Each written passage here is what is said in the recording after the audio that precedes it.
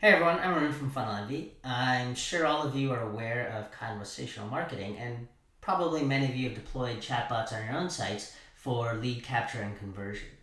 Now, I've been digging into some of the data around them myself, and I wanted to share some of what I learned along the way, along with some hypotheses on how you might be able to improve conversational marketing performance on your own funnel. So let's get started. I wanted to establish some shared context first. Now, web chat on B2B and demand generation sites used to be used primarily for customer support, but increasingly, whether it's because of actual results or FOMO, you see the chat widgets all over the place as part of the revenue funnel.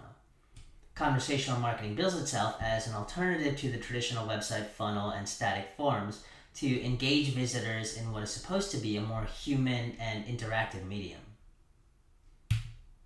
But does conversational marketing actually work? So if you search Google, the featured snippet here tells us that it's the fastest and most effective way to guide prospects through the sales funnel, and that it provides an authentic experience and real value for your customers. Now, this is despite the fact that 90% of the time it's a bot on the other side and everyone knows it.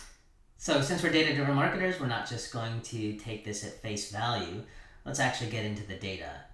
Coming up, I've got 3 examples from customers spanning 3 of the most popular conversational marketing platforms: Drift, Qualified, and Intercom. So first up, we've got a customer who uses Drift on their site. Now we're going to be looking at the engagement and conversion metrics based on the number of new visitors coming to the site over a certain time period, and using the metrics that each platform sends to Google Analytics. Now, as you can see here, this site isn't doing too well when it comes to chatbot engagement. Less than 0.5% of visitors are actually engaging with the Drift bot, but it's doing even worse when you look at the email and phone number capture rates, less than 0.1%. When you compare that to the form baseline, contact us form in this case, it's certainly outperforming the chat experience. When we look at another customer who happens to have qualified, we see pretty similar results. In this case, we're seeing a small fraction of visitors engage with the chatbot, and of those that do, we see a pretty small percentage actually proceed to book a meeting or give their email address. Again, when we look at the form conversion rates, in this case it's a request a demo form, it significantly outperforms the qualified chatbot. But of course, I've just been showing you top of the funnel numbers, and this is demand generation, so it would be a mistake to only focus on top of the funnel leads. So in the third example, let's get a customer that is Intercom and take a few steps further down the funnel. Now, top of the funnel numbers look pretty similar. The baseline contact us form outperforms the chatbot for lead conversion. However, in this case, we segmented by known leads and tried to evaluate the effect of engagement with Intercom on the conversion to pipeline or opportunity. And what's interesting here is we get about 10% of those of the 4,600 or so known leads engage with Intercom. So a small number engage with Intercom, but those that do convert to pipeline at a much higher rate than the leads that did not have any Intercom interaction. So what can we observe from all of this? Well, despite the fact that Drift used to tell us that forms are dead, from this data here, they clearly aren't. In the data that we looked at, top of the funnel engagement with chat is relatively low on an absolute basis, and the forms on the site, static web forms, outperform chat for lead conversion. But both from the example that I showed you as well as conversations that I've had with other marketers, chatbots can have a significant impact lower in the funnel on lower funnel leads and accounts and their conversion to pipeline. So how do we think about this? Well, like everything on your site experience is all about the friction for the visitor and the value that you're providing. It's important to recognize that conversational marketing and chat is a form of interruption marketing. The question you need to ask yourself, of course, is that interruption adding or removing friction from the buyer's journey? So some ways to think about that in the context of your visitors are, what is the context, the buying stage and intent of that visitor? What are they actually trying to accomplish in that session on your site? How does that impact and affect their behavior? And finally, what value will interrupting that experience with chat have on their experience and their objectives? So we can make this a little bit more concrete by considering visitors at various stages of your funnel or buyer journey. Starting with that top of the funnel visitor, they're typically in an awareness stage with relatively low commercial intent. Now, in this stage, visitors are first trying to figure out if what you are selling on your site is even relevant to them, and then maybe educating themselves and seeing if they can trust you for a future commercial decision. Now, this type of behavior is characterized by passive content consumption, and introducing or interrupting that experience with chat is likely to increase their friction in that experience.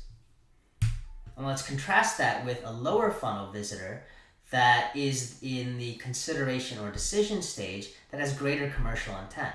Typically, they're seeking answers to very specific questions on your site, and unlike passive consumption, they're actively trying to answer that question and they're doing some focused research. And if they can't find it on your site, that introduces friction. So in this case, reaching out to chat can actually add value by alleviating that friction of not being able to find the answer to the question on your site and connecting them either with a bot or with a salesperson. So how do we think about this to improve our conversational experiences? Well, first off, when we think about top of the funnel, recognize that the concepts of conversational marketing don't have to be limited to chatbots. They become synonymous with chatbots, but conversations is how we as humans engage with other humans. And the traditional static website form, which asks for all sorts of personal information up front, is daunting, and that's why we see a lot of conversion drop-off. But we can adapt that form to be more conversational in nature, more interactive, and when we do that through our multi-step forms at Funnel Envy, and we've tested these, we average about 53% improvement in lead conversion. This obviously has the added benefit of keeping the visitor on the site experience on the page and presenting less of an interruption than the chatbot. If you're going to try this yourselves, we recommend leading with some easy to answer questions to establish both intent and conversion momentum, typically 2 to 3 questions, initially not asking for personal information, making them very relevant to the visitor, and also setting proper expectations along the way, both in terms of the steps that they have to go through and the outcome when they fill out that form. Now, when you do choose to interrupt with chat, do it strategically. Don't settle for the standard out-of-the-box transcripts that you get. Welcome to our site. Do you have any questions? You can be very effective with chat by understanding and answering and handling common and specific questions or objections from that visitor. If you can identify visitors with specific intent, and a common example is if they're on the pricing page lingering there, they usually have a specific question and are close to making a decision, you can very effectively intercept them and interrupt them with chat and answer those questions, or even connect them to a salesperson to get them over the line. Of course, they don't have to be on a specific page. You can use data to identify known leads, target accounts, even use real-time predictive scoring to identify those high-value, high-intent visitors and answer their questions and get them in front of a salesperson faster. One thing to think about might be to reduce the interruption by having them opt into that chat experience through a online and on-site CTA. So with that, I'm going to leave you with some takeaways on conversational marketing. First off, know your own numbers. I presented some examples from what I observed, but certainly you should know your own chat and conversational marketing engagement and conversion rates, not just at the top of the funnel, but all the way through by buyer stage and to opportunity or revenue. Recognize that forms aren't dead, and you can apply those same interactive conversational marketing principles outside of your chatbot and to your on-site experience. When you choose to interrupt, do it strategically. Chat can be very effective to handle common questions and to intercept those high-value, lower funnel leads and accounts.